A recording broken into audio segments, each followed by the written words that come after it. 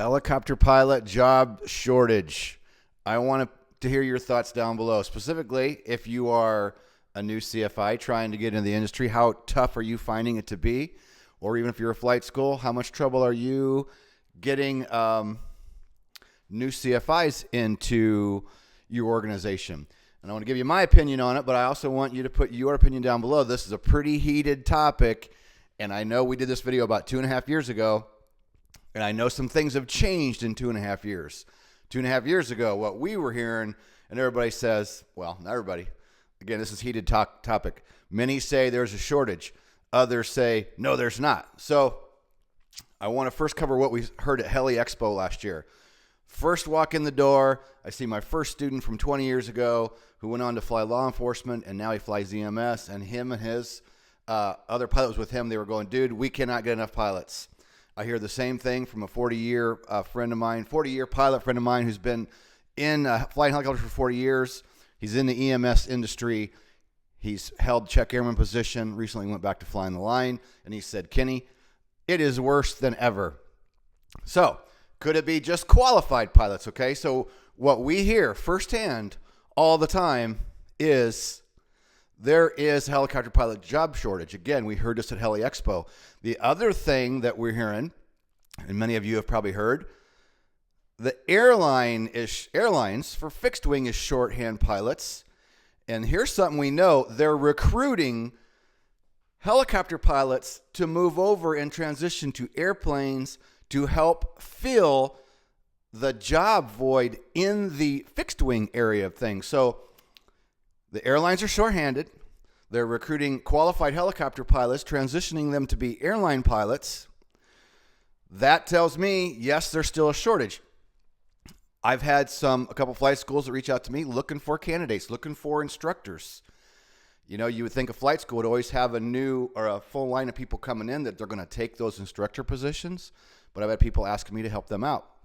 So people are getting jobs. I know that. And I'm going to put a couple links down below. Two of our helicopter line ground school members that firsthand went off the street to CFI, II in less than 6 months and both got jobs. And I'm going to put a link for both of those down below. These are young guys that were motivated, put their nose to the grindstone, got the ratings, and went right into jobs. But they're sharp individuals. They sold themselves, and they got out there in the world and worked for it. And I think a lot of times, just like any industry, just because you have the training doesn't mean you're going to get hired. You do have to sell yourself, and you got to get out there, and you got to study hard, and you got to be the best you can be. So, again, I want to hear your comments down below, what you're seeing, whether you're new to the whole situation or you're a 40-year pilot running a flight school. I'd really like to see this conversation going down below as things have changed. Again, in 2.5 years, a lot of things have changed, especially with the airline shortage and the airlines taking helicopter pilots and moving them in. So I'm assuming a lot of people are going to say the problem is qualified pilots, right? A lot of new CFIs get their CFI and then struggle to get a job. Getting to that level of 500 hours, 1,000 hours, 1,500 hours, 2,000 hours to fill the EMS jobs. But sure, you're not going to get the cream jobs until you be a road dog.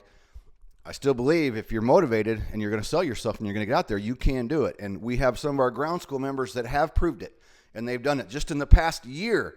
We got one young man, Kyle Parrish. I met him last year at Heli Expo. Great kid, comes up, starts talking during lunch. He's like, man, I got my private years ago, but I'm saving up to get the money to go to CFI, but how am I going to ever get a job? And I told him the same thing as I just said a minute ago. I'm like, sell yourself, study hard, be the best you can be, and go out there and network and meet people.